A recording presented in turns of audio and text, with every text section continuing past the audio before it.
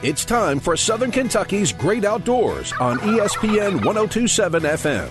Brought to you by Bowling Green Refrigeration, Heating and Cooling and Renegade Marine and Outdoor Center. With your host, Brian Webb. Also starring John Kirby and Sergeant J.D. Williams from Mohawk Outdoors. Josh Honeycutt from Real Tree Outdoors. Also made possible by Swagger Bipods, the Van Store Bowling Green and Glasgow. Your Can-Am headquarters. Introducing Pabst Beef Jerky. Our national sponsor, Big & J Long Range Attractives. Segments in part by Rockcastle Shooting Center, The Rock, and Renegade Marine, featuring Real Trees, Michael Pendley, Timber 2 Table Wild Game Recipes. Made possible by Outback Steakhouse, Bowling Green. And all phone interviews via the Linex of Bowling Green hotline. Get ready for all things outdoors. Here's your host, Brian Webb. Hello, everybody. It's a hot one. We got a hot one in the studio here because not only do I have my main man, John Kirby, by my side, J.D. Williams, the Sarge, making an appearance. Man, you've been on the trail here lately, haven't you? I can't feel my legs anymore. Oh, glad you're here, man. Yes, that's right. We got a good show tonight. First of all, you guys are gonna chit chat. I want both of you to kind of tell everybody now that we got you in studio and we got some time. I'd like to hear both of your stories, your elk and John's, a little more of John's deer, because we didn't get to hear a lot of the prep up to how he kind of stalked that deer for a while. We didn't get to talk about that much, so we'll talk about some of that, John. And then we got JD. We're going to have Wayne Munt on. Tell us a little bit about Wayne.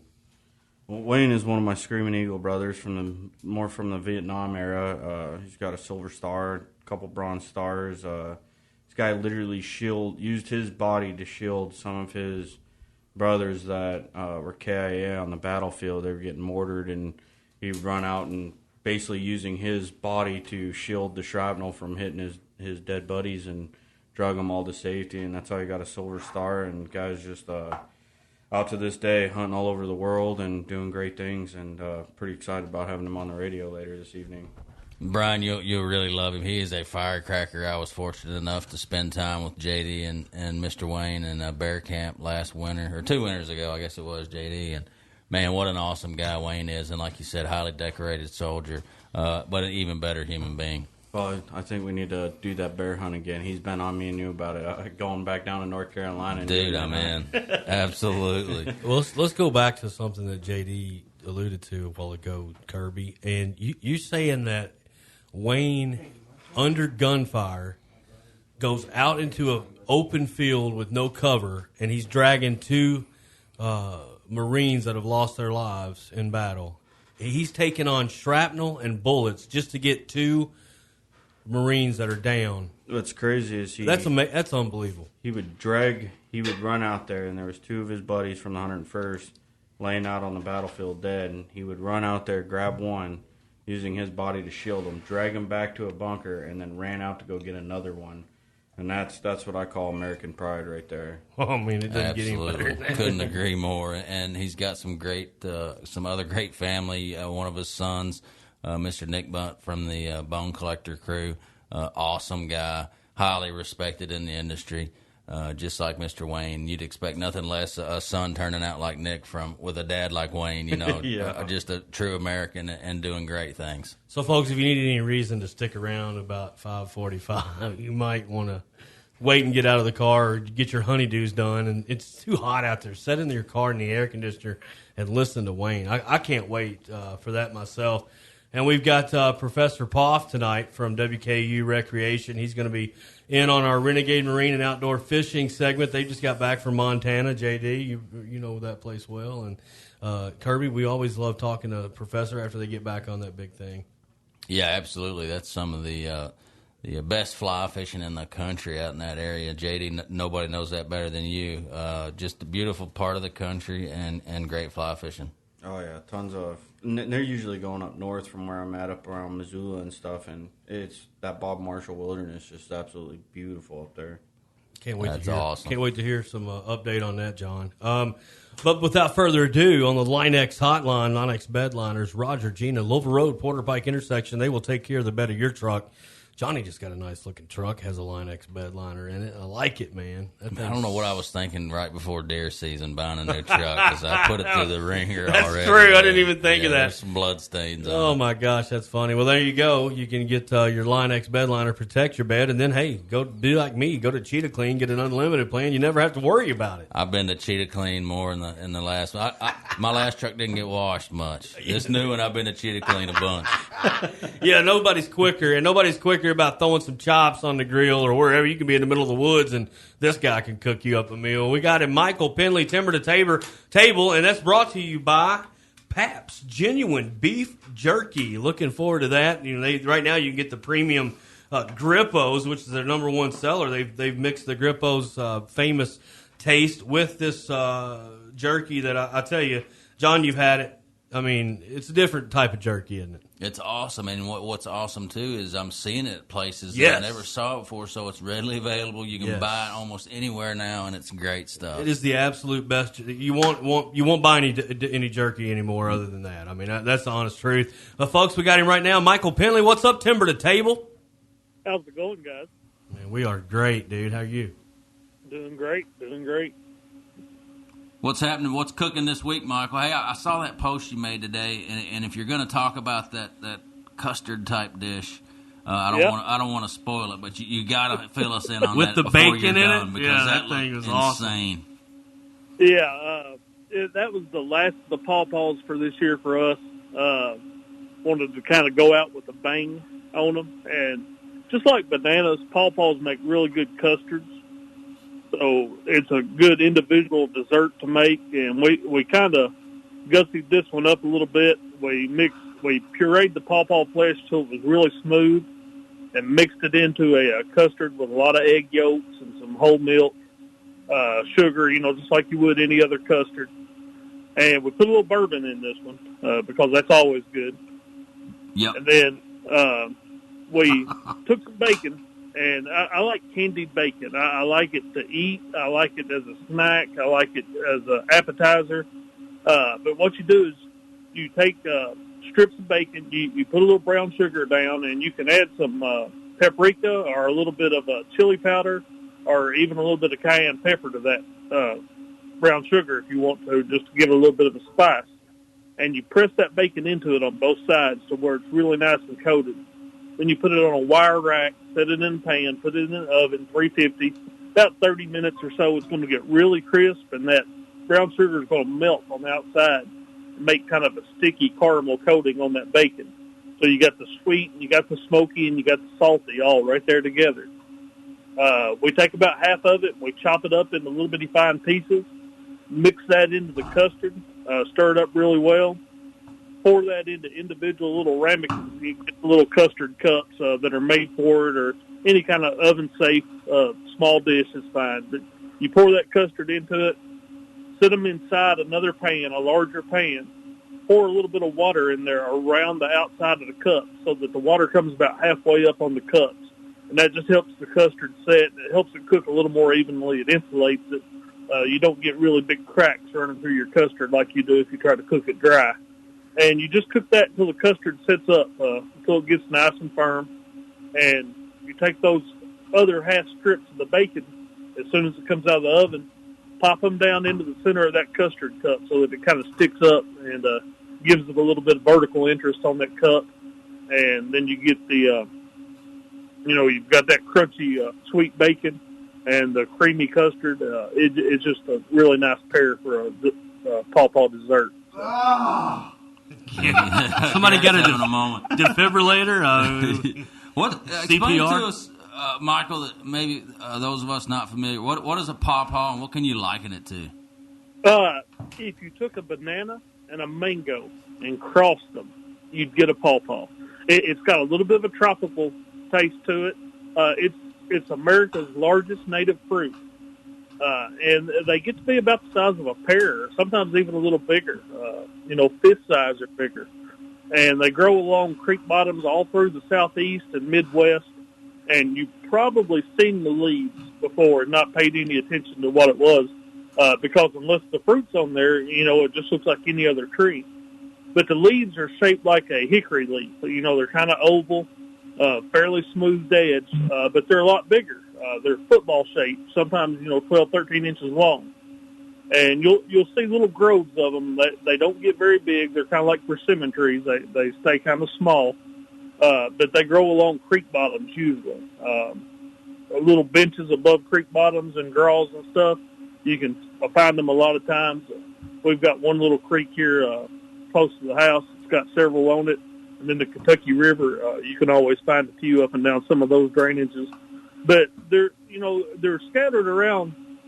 I call it the most popular fruit that nobody knows about because, outside of a few counties in eastern Kentucky and Ohio, you don't see them used a whole lot. But they're a really neat native fruit. And like I say, they've got a texture that's kind of like a ripe banana. It's real soft. And they've got kind of a mango flavor. They're full of seeds. The seeds are, about marble size. You just scoop out the mango or the pawpaw flesh out of the skin, and then just pick the seeds out with your fingers, and you can eat everything else that's left in the bowl that way. Man, that sounds really good. I like pomegranate. I like rhubarb, and they're all kind of similar, aren't they? Yeah, a little bit. Like I say, this is kind of a fruitier. Imagine a sweeter, really, really soft mango. Okay. And you'll have a pretty good feel on what a pawpaw tastes like. That what we're talking about, this pawpaw custard, Michael, it's got some similarities. It's kind of creme brulee-ish, isn't it? Oh, exactly. Now, if I hadn't put the bacon in it, if I had sprinkled sugar over the top of that and then taken my torch and melted the sugar, that's a creme brulee. Yeah. Same exact dish without the sugar crust on top. Hey, I lick the corners of it, Penley, when I get the chance to get creme brulee. I will absolutely stick my tongue in the dish and run it down the corners. Yep. We Good. were down in New Orleans a few weeks ago, and there's a restaurant down there that makes a creme brulee that instead of a deep custard dish like it's usually in, it's in a shallow plate so that the entire top of it, all the way across, it's as much sugar crust as it is creme brulee underneath. It's real thin, but it's real wide. So that's a kind of a different take on it right there. Well, Michael, I brought you a couple presents down from South Dakota, a couple elk hearts Sweet. for me, Yeah. That's the gift that keeps on giving right there. I guarantee it. My dad used to make it with scrambled eggs all the time when I was a kid. It's like my favorite part of the entire elk is the heart. Oh, it's awesome. I mean, so many people just leave them out in the woods, deer hearts, elk hearts, moose hearts, you name it. It's just really good. Even turkey hearts are good. What's funny is we had about 30 film crew people at my house last week, and we had a guy coming from Chicago, Illinois, and he was, or not Chicago, Illinois, I guess, and I was telling the film crew, I was like, hey, we're going to be eating turtle tonight, and one guy spit his coffee all over the table, and about the time the turtle got done, the film crew cut out, and it was me, Kirby, and the rest of the guys just eating turtle all night. Yeah, and it was delicious, too. And Michael, I love turtle. We went fishing, and one of the film crews, I guess, just didn't have any faith in my abilities. And he was just joking with me, but he said, we didn't have much faith in you, so we went and bought catfish so they could put on the line. What? Yeah. We didn't even know of any places like this. We wore them out, luckily, though, because I don't even know if that was a catfish that's native to the Americas. Yeah, like something from India. Pull or out an something. Asian catfish. And no catfish were harmed during the making of this video, except from the film crew that killed the two innocent catfish that they brought over from Nashville. Exactly. That's hilarious. Oh, yeah, it was wild, man. I was like, I was not happy by the doubt in my abilities. Yeah. In my mind, I'm like, challenge accepted. You would have to try to not catch a fish in that pond. Right. I mean, it's full of catfish. Oh, it was. They were doing slow takeaway, so Brian would cast and he'd catch a fish immediately. John would cast, he'd catch a fish immediately, and who else? Brandon didn't catch any. Oh, no, that's right. Yeah, the only guy that couldn't catch a fish. JL caught fish. But we were catching so many fish at one time, they went, cut! And I'm like, well, hey, we can't we're stop. fishing, Yeah. don't cut. Yeah, Oh stop fishing, God. or they'd say it was just we slayed the fish that day, and It was just an awesome trip, but I could not believe, because they were asking, is there any fish markets around here, JD? And I'm That's funny. I don't think so. They found one. Yeah. They come rolling in with a mounted catfish from a taxidermist. Nothing. I couldn't expect anything less so from people from New Jersey and New York coming down. You know? Jersey. They know a lot about catfish. There's no cutting in fishing. Oh, it's funny. Michael Penley, Timber to Table. Check him out right there, Real Tree Outdoors. You can catch him on Facebook, Twitter. He's at MickeyPen70. And then you can also catch him on Instagram at Mickey Penn Eats. Always fun to watch. We got a new sponsor, Michael, and it's Pap's Beef Jerky, man, on the Timber to Table. We're glad to have him. I'm a huge fan of Grippo's chips. Oh, yeah. So that is right up my alley. Yeah, well, we're going to send you. I'm going to send you a bag of this Pap's jerky in combination with the famous Grippo's barbecue. Man, it is good. Yeah, I've even taken the Grippo's chips and crushed them up and breaded a wild turkey breast in them and fried them.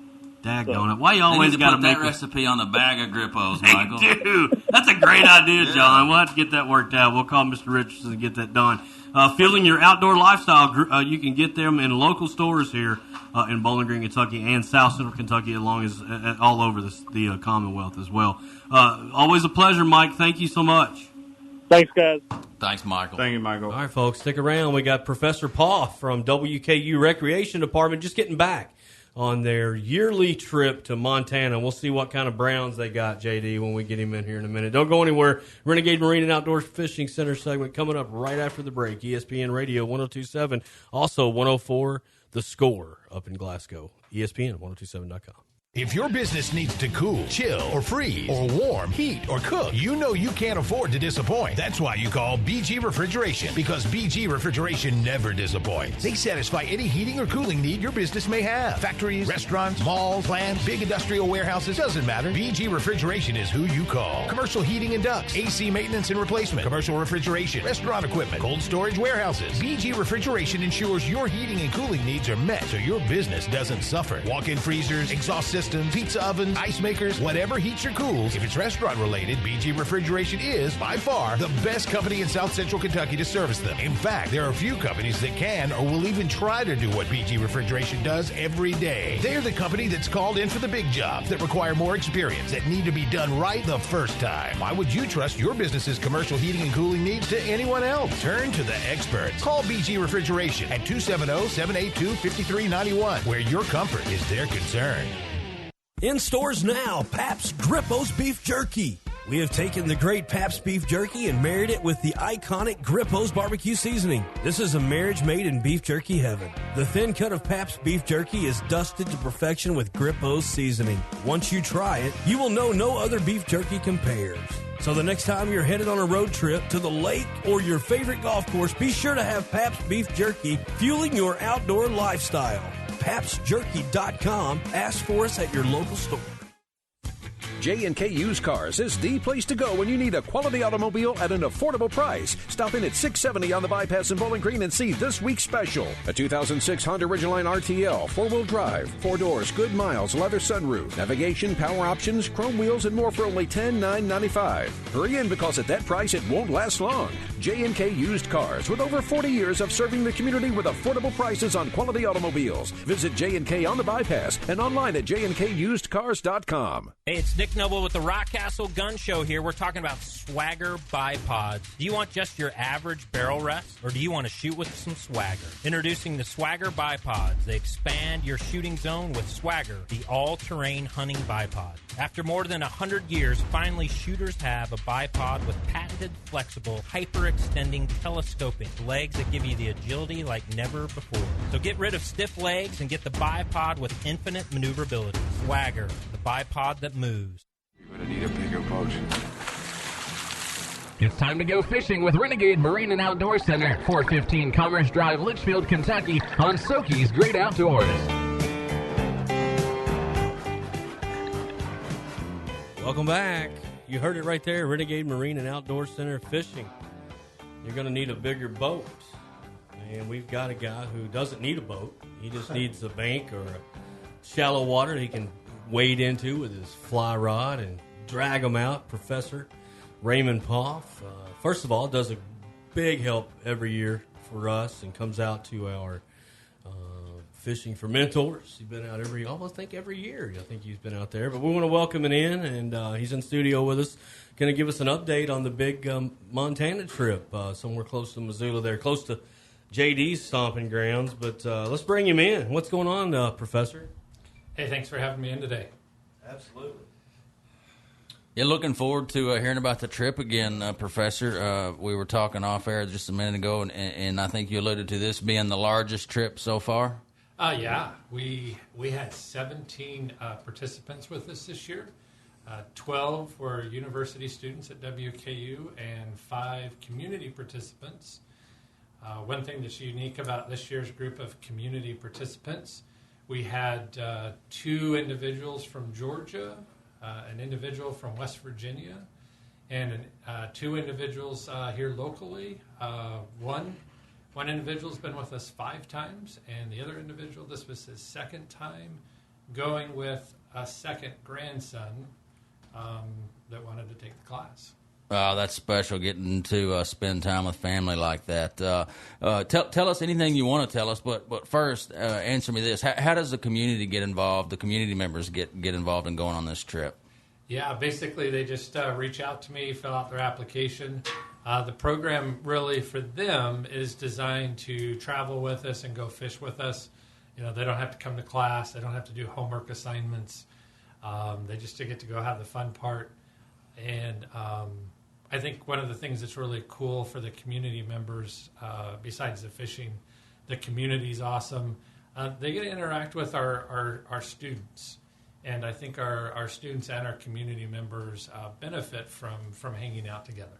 Absolutely. Webb, did you ever find one of those classes where there was no homework involved? I never did. I looked for 7 years. Still looking, huh?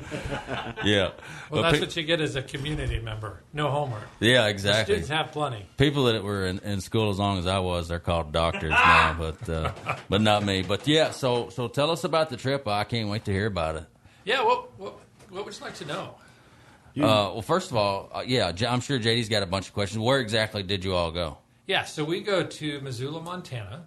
Have been going out there since I started going there in 2011 and started taking groups out there in 2012. And we go to Missoula, and some people may be familiar with Missoula if they read the Norman McLean book, A River Runs Through It, or saw the movie. That's the community that Norman McLean grew up in. And one of the things that's super great about Missoula in terms of a fishing location for a group is you have the Clark Fork, you have the Blackfoot, and you have the Bitterroot that all come right in to Missoula. And so, about 300 river miles that we have access to. Wow. That the guides can take us. So I know taking a group there, we're always going to have somewhere good to fish. You can't beat that area up there. It's gorgeous. We always call Missoula Zoo Town, but it is home of the Grizz, and that's my favorite college football team in the nation. A lot of people don't even know who they are, but do you guys tie your own flies and stuff out there, make your own fly hooks and stuff like that? So our students get to do some fly tying as part of their class, but we don't do any of that for the trip itself. The guides that we use, they supply all the equipment while we're there. Oh, nice. Which for our participants and for me makes the trip far less complicated. And the fact is, they're the experts and they're fishing that water, 9 months out of the year, and they're going to know way better than we are. So yeah, it's so peaceful up in that area. You get outside of Missoula and on those rivers and stuff. It's home of the Grizzlies. There's a lot of grizzly bears up there, and where there's grizzlies, there's big fish, and that's what I've always loved about up north. That Bob Marshall Wilderness up there is just absolutely beautiful. Love hunting up there as well. I was just on a hunt last September up there, and it was just absolutely gorgeous. Still pretty green up there, but Montana is under snow right now, which is crazy. What kind of weather were y'all running into, Professor? This year, overnight lows were in the high 40s, highs in the upper 60s. So it was a little bit chilly, but it wasn't cold. Yeah, well, I'm sure that that nice chilly. You layer up right, and it's great fishing weather. And not a lot of bugs though, right? No. That's what I love about like it. Mosquitoes. Yeah. Kind of bugs. Yeah. But compared down here, you're getting tore up by them, and up there, I think it's too cold. Everything dies. There's bugs down here bite you can't even see them. They're literally no I was seams. getting They're bit brutal. on my butt, and I don't even know how that's possible when I'm sitting in my wheelchair and I'm getting bites on my butt. Like, it doesn't make sense. I'm sorry, I was feeling a little frisky there, JD. So what kind of trout did you pull out of the river there? Anybody catch any trophies up there? Lots of fish were caught. Predominantly, they have rainbow trout, cutthroat, cutbow, which is a naturally occurring hybrid between the rainbows and the cutthroat. They do have some brook trout. I don't believe anyone caught any brook trout this year.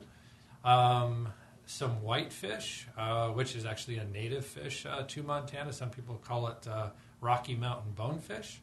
And a few northern pike minnows, which don't look anything like minnows or pikes, but that's just what they call them. Wow. We did have one student have a bull trout encounter, and bull trout is actually in the char family. In most of Montana, it's a threatened species, and you can't target them. One of our students actually hooked into, they didn't get it to the boat, but probably a 28-inch-ish bull trout that took a nymph, which is an imitation of an aquatic insect. And of course, the kid was heartbroken, and I tried to console him and help him understand what a rare experience it was to even have a bull trout online. But the truth be told, I mean, I'm still heartbroken about a couple of fish that I've lost over the years out there, and so I totally get it. Yeah, that's part of being a fisherman, right? We all have those stories, and I know the heat can be a real problem for trout out there. I know certain times of the year with extreme heat, they'll actually shut a lot of those streams and rivers down, and I guess you all didn't experience any of that with the temperatures you all were seeing. No, not at all. Yeah, and during the summer, you were mentioning that in Montana, they call it hoot owl restrictions, and they basically they cut the fishing off, usually like 2 o'clock in the afternoon, and don't let you fish again until, midnight or 2 o'clock in the morning.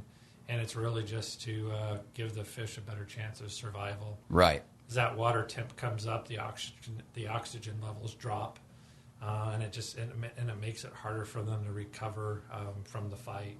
Right. Yeah. Absolutely, and you all were talking about tying flies earlier. A dear friend of ours, JD, Dr. Spike Funk. I went to his personal class a few times, one-on-one, which is pretty cool. That's cool. Watching people that are knowledgeable tie a fly, it's an art, right? And it's really neat. Yeah, it is. I'd say that almost anybody can tie flies, but not anybody can tie them well. Right. And or start out with an idea in their mind. Trying to match the hatch, so to speak, and then start out with an idea and actually make that come to fruition. I'm sure that's much harder said than done, or done than said. I mean, I've even come to the conclusion that, like, even if you're missing an arm, I feel like fly fishing is the best way to go than spinning with, like, a flip bell or, a bait caster or something like that. When I went to Alaska and I was catching all salmon, I was like, once you get that rhythm down, it's actually extremely therapeutic. You're constantly moving. It's just amazing. And then when you feel that fight on the end of a fly rod, it's just amazing. But tying your own hooks and being able to catch fish with them, and using stuff as far as chicken feathers and deer hide and stuff like that, it's just amazing. I mean, to me, and correct me if I'm wrong, Professor, but it's almost an art form, isn't it? I mean, if you're really good at it, it's something that you develop, that it's your own style, and it's really, to me, fly fishing and making your own flies is an art. Yeah, I'd agree with that. Yeah, it can be for people. You don't have to be an artist to enjoy fly fishing, but some people really do become artists. What I like about it is you're like, you're watching the way the water is moving, and you're just kind of like keeping that kind of rhythm, getting your fly to go upstream, and how you got to get it to. We had a guy that was practicing over and over and over again, and you definitely want to wear iPro when you do that kind of stuff, because we had a buddy get hooked right through his earlobe. Thank God it wasn't his eye, but you got this hook flying around all over the place. But what I loved about it the most is you're watching how the water runs, and and and seeing like you might have another channel running into the river, and the fish are all right there, and it's just trying to figure out a way to get your hook into that spot and let it float downstream. And it's just, I personally like it more than I like fishing any other way. I think I cause too much vibration with my nub when I'm reeling in, but using a fly rod, you're not really reeling, you're just throwing that line around, and it's, I don't know, I really loved it. Yeah, and y'all really wore them out up there in Alaska too, right? I mean, your shoulder was sore by the end of the day. I thought I was going to have shoulder surgery. I caught about 80 salmon, and I was almost chum poop afterwards because I got attacked by a chum fish up there, and a lot of people don't realize those salmon got some teeth on them, and they'll take advantage of a one-armed guy. They draw blood on you, JD. Oh yeah, I was bleeding everywhere. Professor, it's always great to have you in the studio. I'm so glad you were able to come hang out with us today, and I just think that program is not only very cool for a young person or a student or even a community member, but you're learning something. It's a skill. But what I think is so awesome about it is that at the end of the, if you're a student, that's a credit. That counts as a credit, and you probably get a pretty good grade unless, like JD was talking about, somebody gets a hook in the eye, then you might have to get a C. Yeah. Well, as I always appreciate the opportunity to be on the program with you, and if any of your listeners have any questions, have them reach out to me. The easiest way to find me is wku.edu/flyfishing. Awesome. What a great program. One of these days, I'm going to have to meet you guys up there and take you down to the Madison. I was going to say, maybe someday it'll line up when JD's at home and he can join you for a minute. I'll be up there next month for a while doing a hunt. But, yeah, we'll have to try to get up there when you're up there and get you guys down to Madison.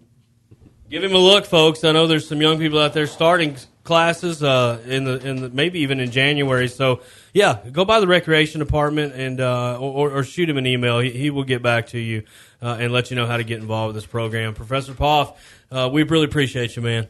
Thanks again. Have a great day. Don't go anywhere. We'll be right back with the Rock Castle hunting segment, the Shooting Center, when we come back. ESPN 102.7 and 104 The Score. Okay, I'm on 65 right now. Which exit do I take? You're going to want to take I-165. No, I'm on I-65. No, take I-165. Should be on the sign. I'm pretty sure that's not a 1 there. I'm pretty sure that's just another I. I-65? Aye. Well, ahoy, Polloy. Look, I'm looking at it. I just don't see a 1 there. It's just I-6. Suffering from post-natural confusion? See Gary Force Paint and Body Shop. iCar Gold Shop, certified with a lifetime warranty. 311 Vanderbilt Drive behind the Scottsville Road Post Office. Hey, it's Nick Noble with the Rock Castle Gun Show here. We're talking about swagger bipods. Do you want just your average barrel rest, or do you want to shoot with some swagger? Introducing the swagger bipods. They expand your shooting zone with swagger, the all-terrain hunting bipod. After more than 100 years, finally shooters have a bipod with patented, flexible, hyper-extending telescoping legs that give you the agility like never before. So get rid of stiff legs and get the bipod with infinite maneuverability. Swagger, the bipod that moves. Man, that looks rough. That one got whacked good. Yeah, I do know I'm getting sick of cleaning it up. But it's all about the pay in the long run, right? Yeah, you're right, but it'd be easier the quicker the gloss and take us to Line X of Bowling Green. Well, in the end, it's all about getting those hogs delivered, right? You're right, but it sure is a mess. Forget about it. Keep your bed easy to clean with Line-X of Bowling Green. Truck accessories and more. Line-X of Bowling Green on Louisville Road, Porter Pike intersection.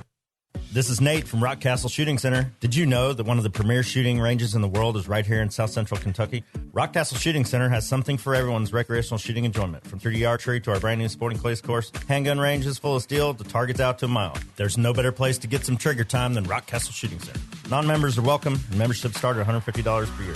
We offer a fantastic range of firearms training and education opportunities from the most basic to the most advanced. Come see us, exit 48 on I-65, Park City, Kentucky. Visit rockcastleshootingcenter.com. The hunting in East Beverly Hills getting sorry every day. Me and Duke went as far back in the brush as you could go. The only thing we flushed out was a couple of real estate agents. It's time to do some hunting on SOKY's Great Outdoors. Brought to you by Rock Castle Shooting Center at Park Mammoth Resort, 22850 Louisville Road in Park City, Kentucky. Hello, everybody. Welcome back to Southern Kentucky's Great Outdoors. John, I'm almost saying something else. I mean, I'm doing so much stuff this time of year. I'm like, I forgot what show I'm on sometimes, JD. I don't know. But both of you guys have had some excellent success. I want to say Josh Honeycutt's out tonight, got some things going on, so this is a great opportunity. JD, we definitely haven't got to talk to you about your elk. We had a few minutes on the phone with you, but we were short. So tell us a little bit about your trip, and then I want John really to kind of tell me how long he's been tracking that beauty that he got down earlier this year. But let's start with that big bull.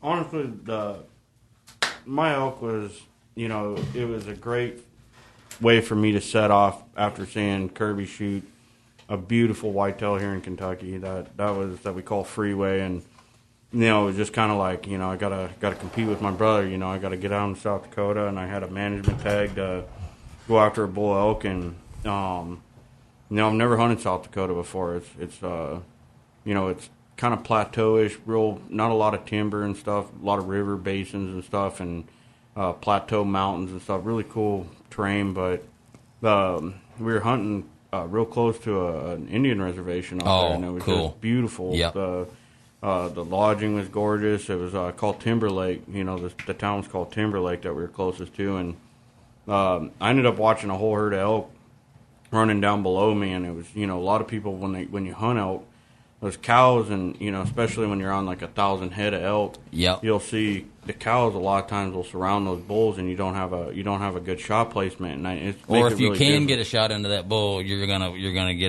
that same bull that's gonna go through cows, and you just can't do that. Yeah, you don't want to do that. And I was watching this whole herd, and there were some really good bulls in there, and a lot of shooters, and I just knew there was too many eyes to even get a good shot on it. And I happened to look up on top of this mountain and saw 5 elk coming off of it, and I was glassing them, and I noticed a really good bull in the group of 5 coming down, and I asked my guide, I said, check him out, and he looked at him and he said, if he comes down this way, we'll get a shot. But we had a lake and a river in front of us, and we couldn't really, I knew I was going to be taking a pretty good shot out there, and my guy was like, well, I said we just creep up to this river, and because we saw him go down into the lake, and he was wallering around, he was in the rut real bad, and we ended up creeping up to this lake, and we started doing a couple cow calls, and I noticed a couple cows come out the edge of the lake, and then I saw a raghorn bull, and then all of a sudden my guy comes walking out, and my heart starts pounding, and I'm using Wayne Munt's rifle, and it's like, oh God, I hope this thing's on like he says it is. And I knew, I got to shoot it before, and just kind of going through my calculations or whatever. At 100 yards, I was hitting 8 inches right, but those old Vietnam vets, they stick to their ways. They don't like people touching their scopes. So right. I knew, you weren't going to go dialing on that scope. No, there was no getting that thing as dead on as I wanted it to. But I figured, if it's hitting 8 inches right at 300 yards, which was going to be my shot, it was going to be triple that.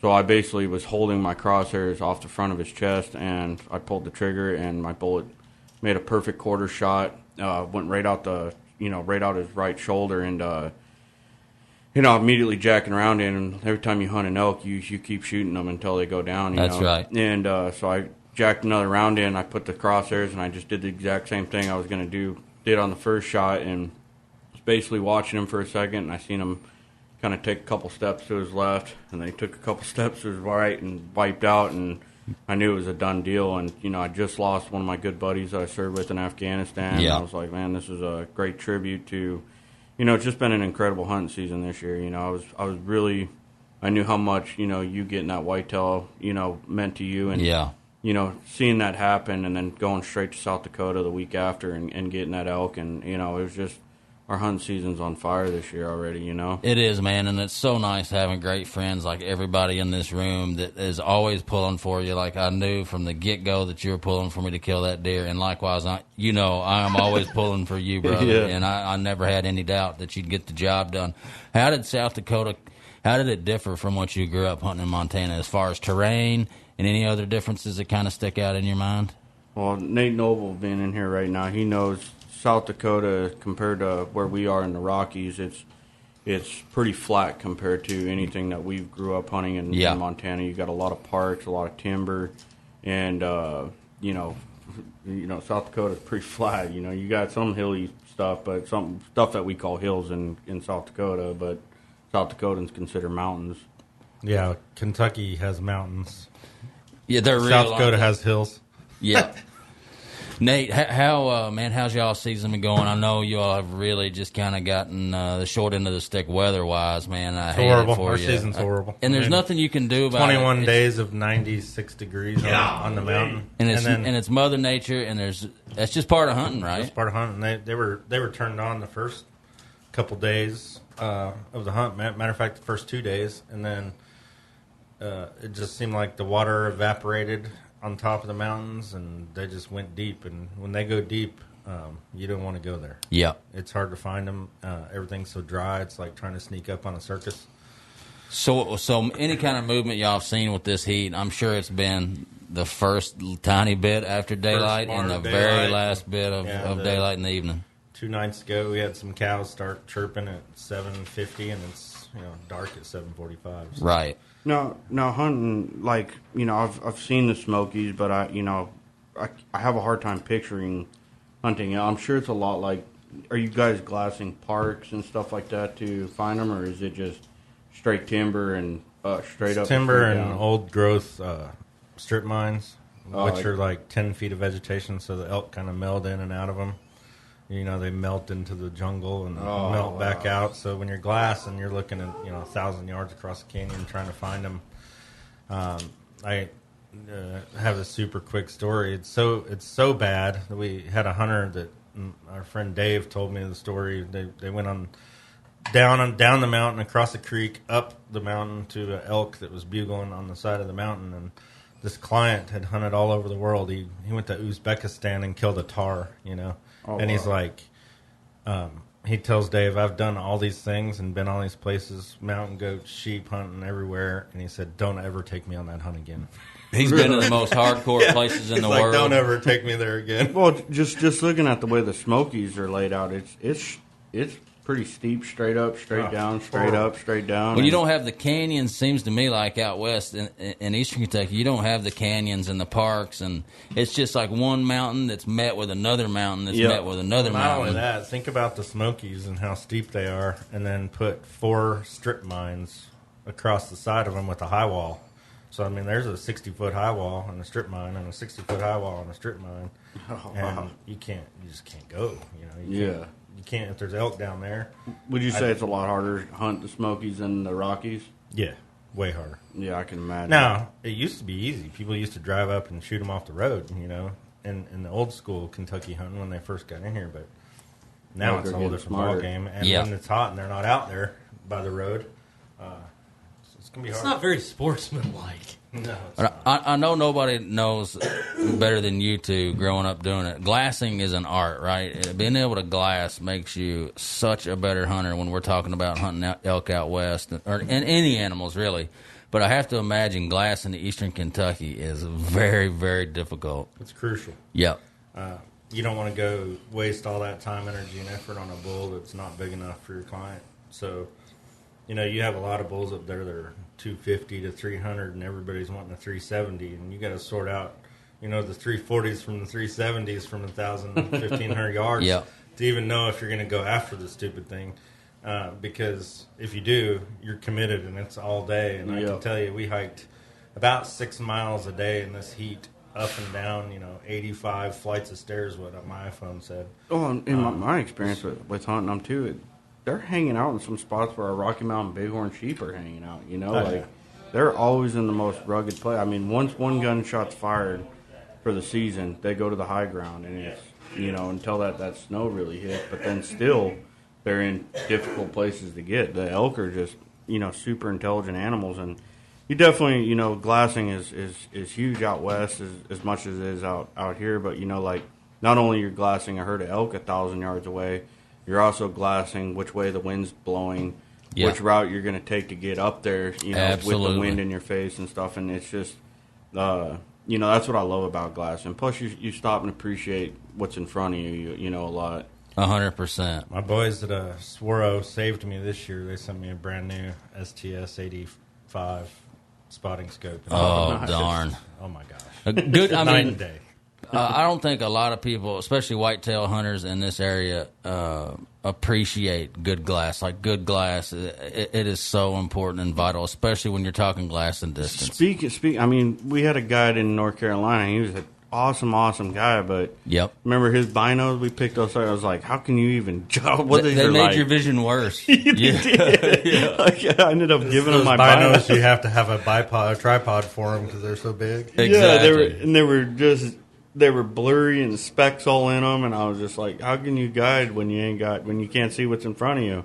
It was like looking through thick fog, looking through these glasses. I think they came off the SS. It's like taking Minnow. toilet paper rolls and just putting lenses in them and trying to look through it. Exactly. I think that might have even been better. It probably would have. And JD, being the incredible guy he is, JD actually left a very high dollar pair of binos for our guide in North Carolina, which that just speaks volumes about what kind of individual JD is. Come back, man. So I'm glad I did give him the binos because we get in our chance at some big bears. I'm that's right. But that's pay it awesome. forward, baby. That's the way it works. Don't go anywhere. We're going to pay it forward and talk to a Vietnam vet who's pretty outlandish character from what these two guys are telling me. So I'm looking forward to talking to Mr. Wayne Munt. Don't go anywhere. Coming right back. Southern Kentucky's Great Outdoors, your only outlet for these parts and the outdoors. Come on back, 102.7.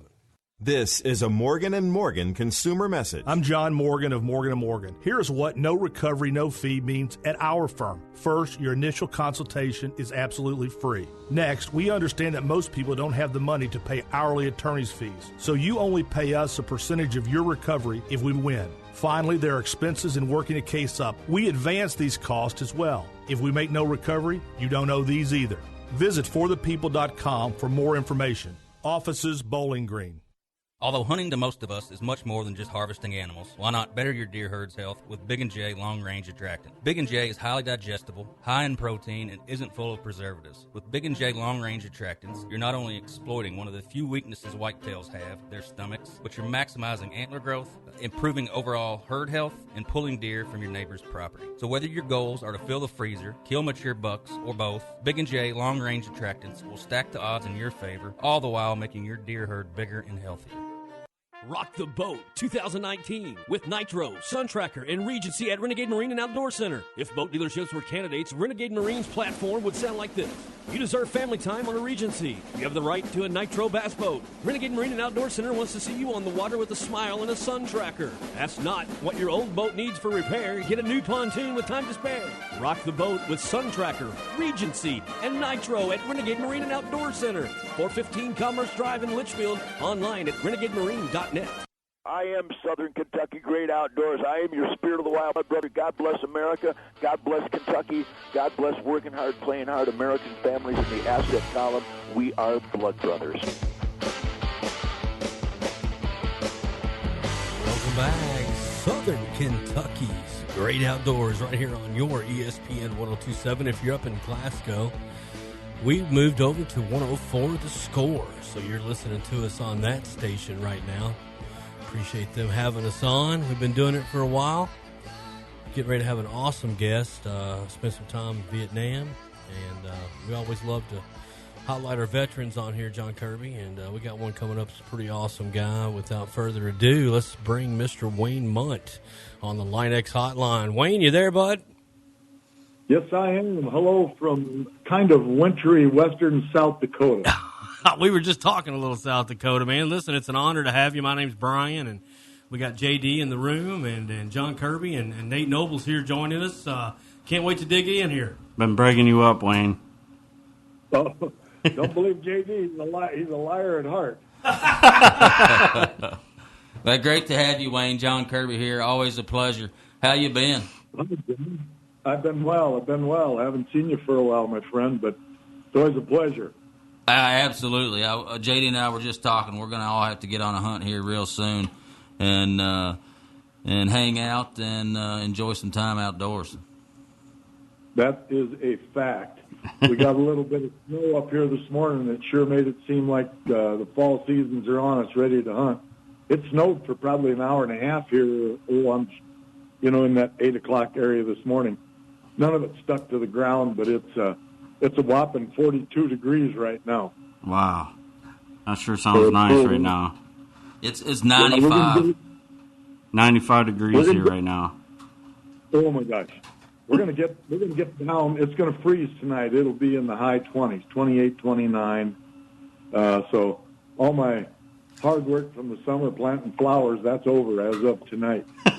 now I can concentrate on hunting, not so much domestic work. Speaking of hunting, what do you got planned for this year? You got any big plans or any future hunts planned that you're getting ready to do? I do. I'm really fortunate. I am going to head down to Florida on a hog and a gator hunt. I think you've done that, JD, down there with the Wounded Warriors. Yep. Anyway, it's going to be a good one. We're going to be catching some hogs and stabbing them, do a little spear work and knife work, and then go over and try to put a hook into a gator and roll him in and hit him with a bang stick.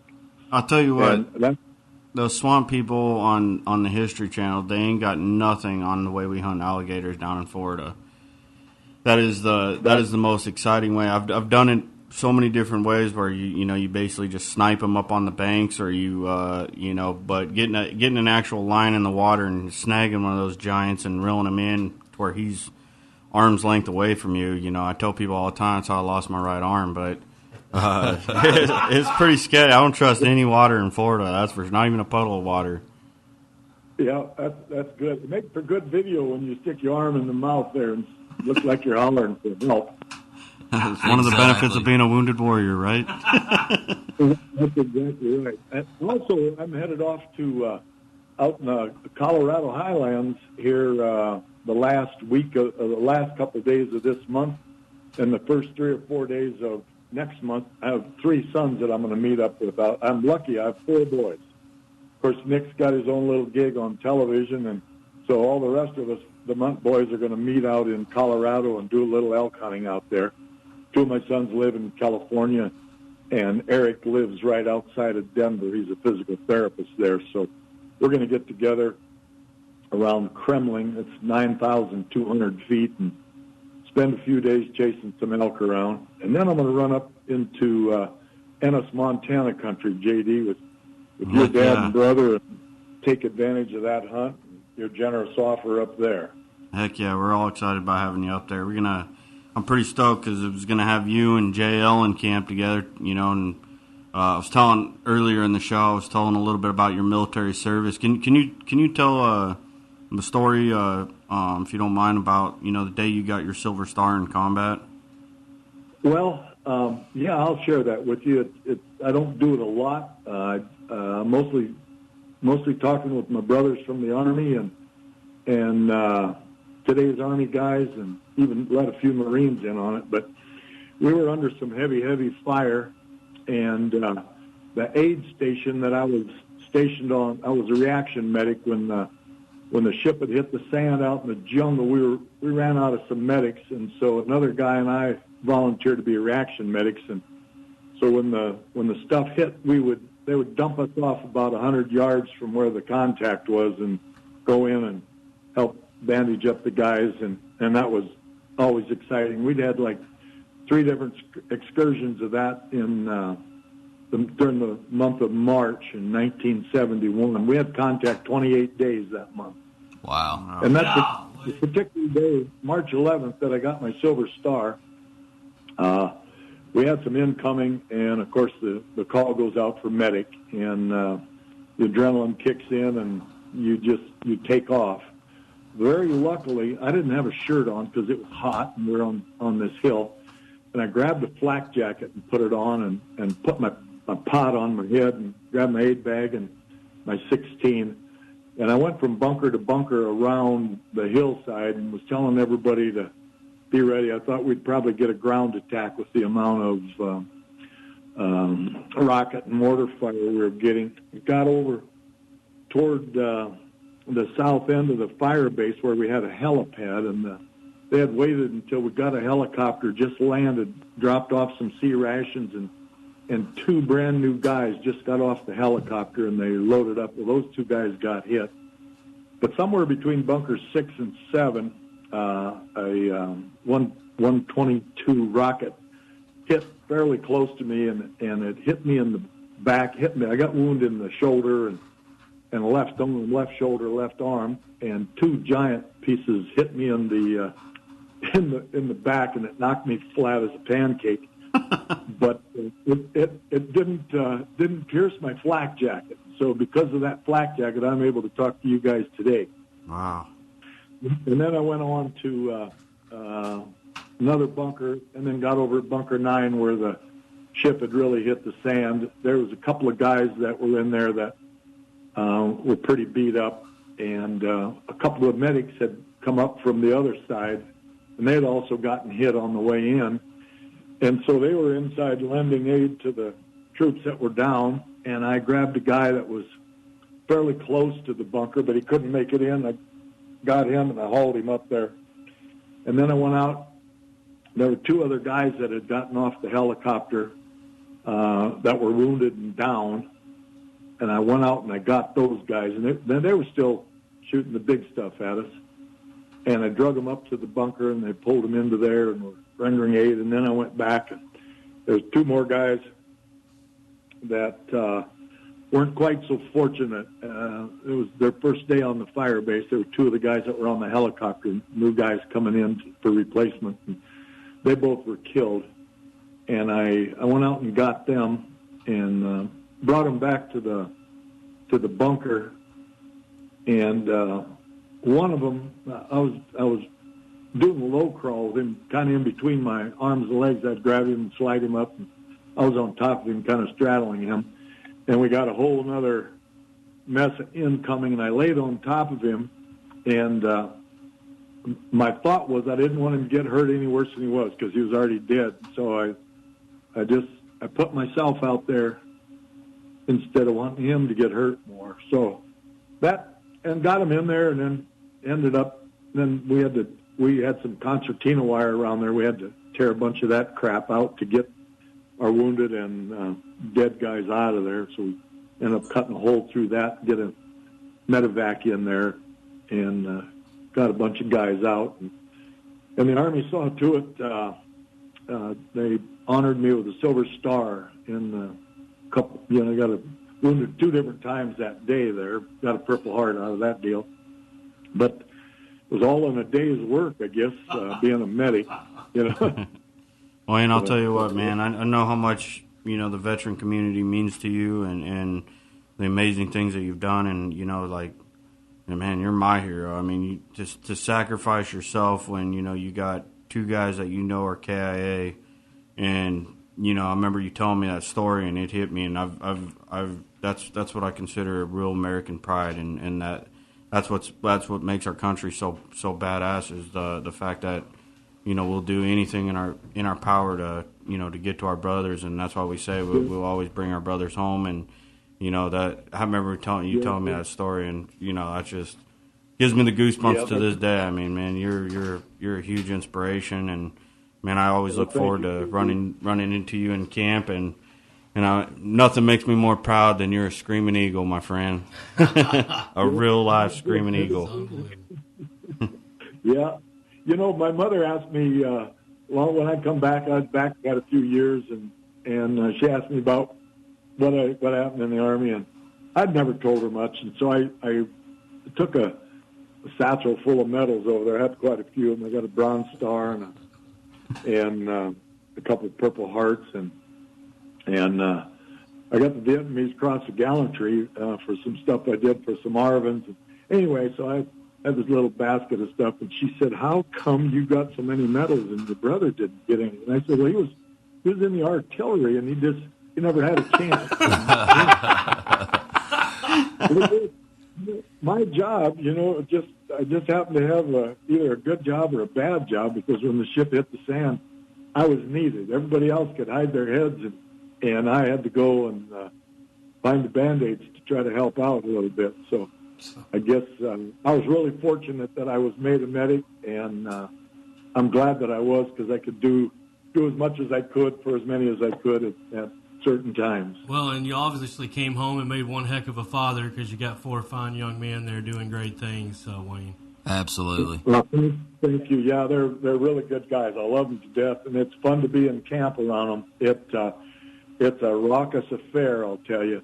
You probably see Nick on TV, and he's a funny guy.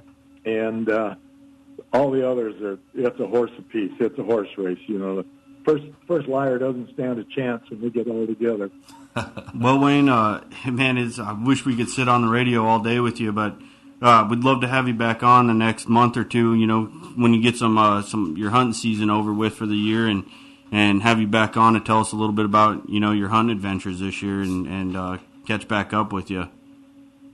I will, JD, and it's a pleasure. I don't know if you talked to him about your elk hunt, and I know you're short on time, but JD was up here a couple of weeks ago, and he made a spectacular 311-yard shot on a real nice bull, scored around 345.